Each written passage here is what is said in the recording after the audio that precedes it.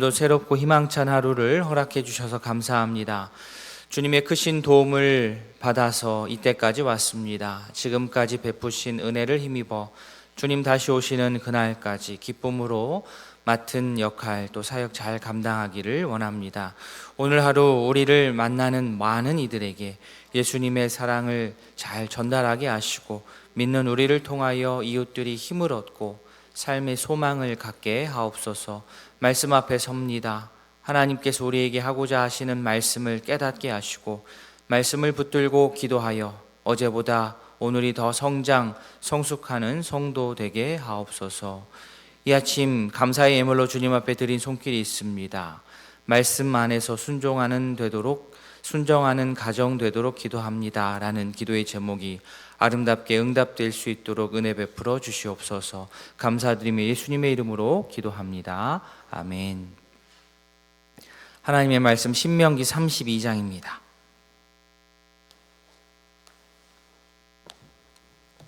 신명기 32장 15절부터 우리 25절까지 읽겠습니다. 신명기 32장 15절부터 25절까지 읽겠습니다. 교독하겠습니다. 그런데 여수룬이 기름짐에 발로 찼도다. 내가 살찌고 비대하고 윤택함에 자기를 지으신 하나님을 버리고 자기를 구원하신 반석을 업신여겼도다. 그들이 다른 신으로 그의 질투를 일으키며 가증한 것으로 그의 진노를 격발하였도다. 그들은 하나님께 제사하지 아니하고 귀신들에게 하였으니 곧 그들이 알지 못하던 신들, 근래에 들어온 새로운 신들, 너희의 조상들이 두려워하지 아니하던 것들이로다. 너를 낳은 반석을 내가 상관하지 아니하고 너를 내신 하나님을 내가 잊었도다. 그러므로 여호와께서 보시고 미워하셨으니 그 자녀가 그를 경노하게 한 까닭이로다. 그가 말씀하시기를 내가 내 얼굴을 그들에게서 숨겨 그들의 종말이 어떠함을 보리니 그들은 심히 패역한 세대요 진실이 없는 자녀이미로다. 그들이 하나님이 아닌 것으로 내 질투를 일으키며 허무한 것으로 내 진노를 일으켰으니 나도 백성이 아닌 자로 그들에게 시기가 나게 하며 어리석은 민족으로 그들의 분노를 일으키리로다. 그러므로 내 분노의 불이 일어나서 소리 깊은 곳까지 불사르며 땅과 그 소산을 삼키며 산들의 터도 불타게 하는도다. 내가 재앙을 그들 위에 쌓으며 내 화살이 닿을 때까지 그들을 쏘리로다. 그들이 주림으로 쇠약하며 불같은 더위와 독한 질병에 삼켜질 것이라. 내가 들짐승의 이와 티끌의 스킨 그들에게 보내리로다. 같이 봅니다. 밖으로는 칼에 방 안에서는 놀람에 멸망하리니 젊은 남자도 처녀도 백발 노인과 함께 젖먹는 아이까지 그러하리로다. 아멘. 어제 이어서 모세의 노래가 계속해서 이어집니다. 15절 시작 보시면 여수룬이 기름짐에 발로 찼도다 이렇게 시작합니다. 여수룬은 히브리어 예슈룬이라는 단어를 소리 나는 대로 이제 우리나라 말로 옮긴 겁니다. 여수룬은 뜻은 의로운 자, 또 올바른 자라는 뜻으로 이스라엘 백성의 어떤 명예로움을 시적으로 표현할 때 쓰는 말이 여수룬입니다.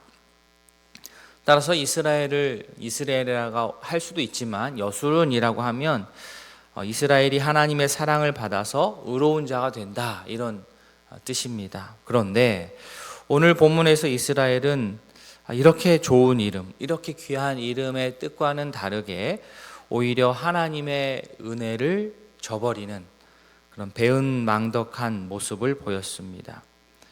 이스라엘이 여수룬답게 의롭고 또 올바르면 하나님의 뜻을 따라서 잘 살아야 하는데 그렇지를 못했습니다. 여수룬에게 기름이 꼈습니다. 기름이 꼈다라는 것은 몸이 건강하게 살이 올랐다라고는 좀 다른 표현이죠. 건강한 것과는 다릅니다. 교만해지는 것입니다. 자, 이스라엘이 풍요를 누리게 된 것은 누구 덕분입니까? 여호와 하나님 덕분입니다.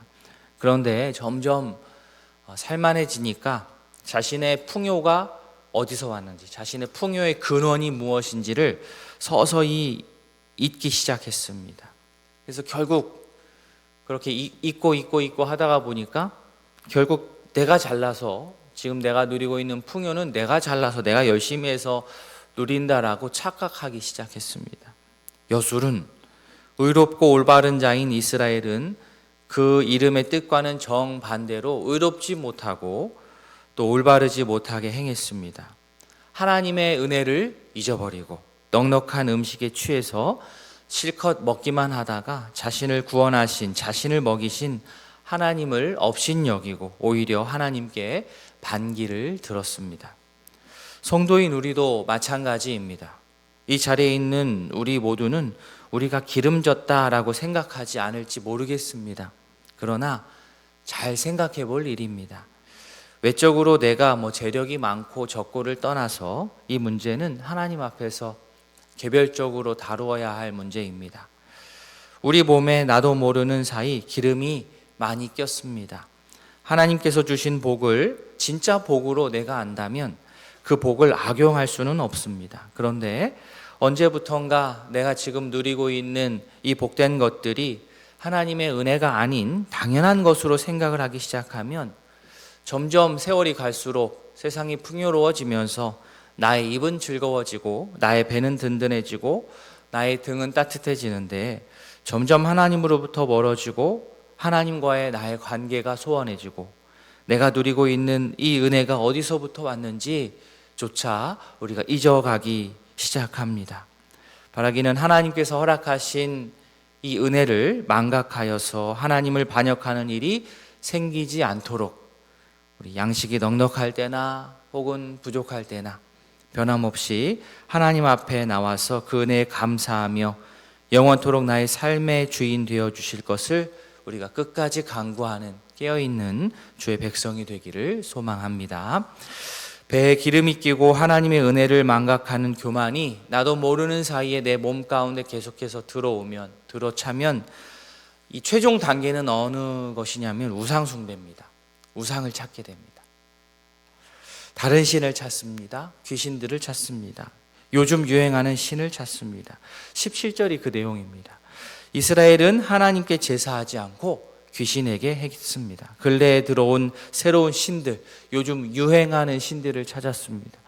교만의 끝이 결국에는 이쪽입니다. 하나님의 은혜를 잊고 교만해지면 결국 우상 쪽으로 갑니다.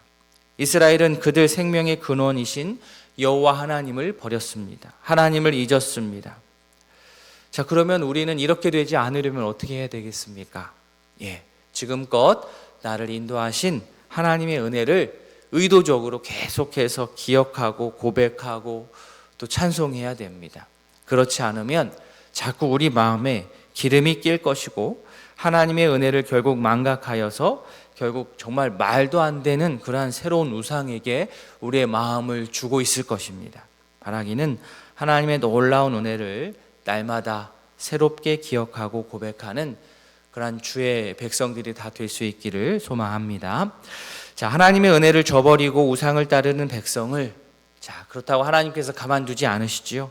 20절에 내가 내 얼굴을 그들에게 숨겨 그들의 종말이 어떠함을 보겠다, 이렇게 말씀하셨습니다.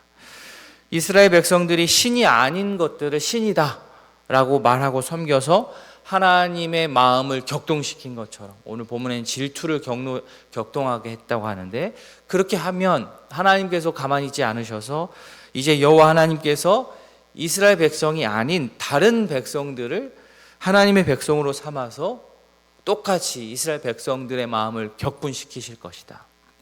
하나님께서는 수올까지, 땅의 뿌리까지, 땅과 그 소산과 산의 터까지 불타게 하실 것이다 라고 말씀하십니다. 단 그렇다고 하여서 하나님께서 이스라엘 백성들을 깨우치기 위해서 사용하셨던 이 당시의 원수들이 스스로 착각해가지고 자기 막 전쟁에서 이기니까요, 자신들이 강해서 27절 표현대로 자기들의 수단이 높아서 이스라엘을 이긴 것으로 착각하기에는 또한 놔주실 수가 없어서 그들을 또한 제재하시지요.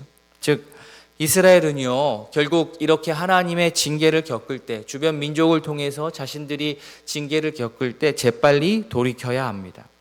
그런데 이스라엘은 어리석어서 깨닫지를 못했습니다. 자신들이 왜 이렇게 침략을 당하고 전쟁을 당하고 그래서 패배를 하는지 잘 돌아보았더라면 자신들의 종말을 잘 분별할 수 있게 되었을 것입니다. 제대로 돌이키기 시작했을 것입니다. 하나님의 심판은, 이러한 심판은 언제든 백성들이 돌이키기를 바라는 마음에서 진행합니다. 하나님께서는 다시는 자신의 심판을 돌이킬 의향이 없으신 것처럼 아주 강하게 말씀하시지만, 백성이 뒤늦게라고 회개하고 하나님의 은혜와 은총을 믿고 엎드리면 하나님께서는 결국 긍휼의 은혜를 베풀어 주십니다. 그러니 우리가 어떻게 해야 되겠습니까? 늦었다고 생각하는 지금이라도 하나님의 품으로 돌아가야만 합니다. 하나님의 뜻에 순종해야만 합니다. 하나님께서 베푸시는 은혜를 우리 모두가 잘 받아 누리기를 소망합니다. 그러려면 풍성한 은혜 가운데 항상 하나님의 놀라운 구원의 은혜를 기억해야 합니다. 그럴 때 우리가 이 땅에서 누리는 풍요라고 하는 것이 가치가 있는 겁니다. 하나님의 은혜가 빠진 상태에서 풍요로움 누리는 것은 우리에게 이득이 아닐 수도 있어요. 성도로서 세상에서 소위 말하는 지질이 궁상맞게 살라는 말이 절대로 아닙니다. 저는 정말로 경제적으로 우리 모든 성도님들 여유를 많이 누리시기를 바랍니다. 좋은 음식 많이 드시기를 바랍니다. 단 그러다가 우리를 구원하신 하나님이, 이 풍요의 근원이신 하나님을 잊는 일이 생기지 않도록 더 깨어 기도하고 더 주 앞에 엎드려서 날마다 말씀으로 자신을 점검하는 지혜로운 주의 백성으로 우리 모두 함께 살아가기를 진심으로 소원합니다. 아멘. 오늘 말씀을 기억하며 우리 기도하고요. 또 두 가정을 위해서 기도하겠습니다. 우리 송성미 권사님 가정, 하나님께서 기뻐하시는 가정, 하나님을 사랑하는 가정, 믿음으로 하나 되는 가정 될 수 있도록 기도해 주십시오. 우리 안계순 권사님 가정, 이회명 목사 교회 성장을 위해서 아들 회정 가정이 속히 교회 나올 수 있도록, 또 우리 권사님 건강을 위해서도 기도해 주시기 바랍니다. 환우들 위해서 특별히 많이 기도해 주십시오. 요즘 편찮으신 분들이 많아지고 있습니다. 환우들 건강 회복과 그의 가족을 위해서 기도해 주시고, 목장 모임 전도회, 또 진행 중인 양육 제자 훈련을 위해서 기도해 주시고, 또 개인의 기도 제목으로 주님 앞에 아뢰도록 하겠습니다. 다 함께 기도하시겠습니다.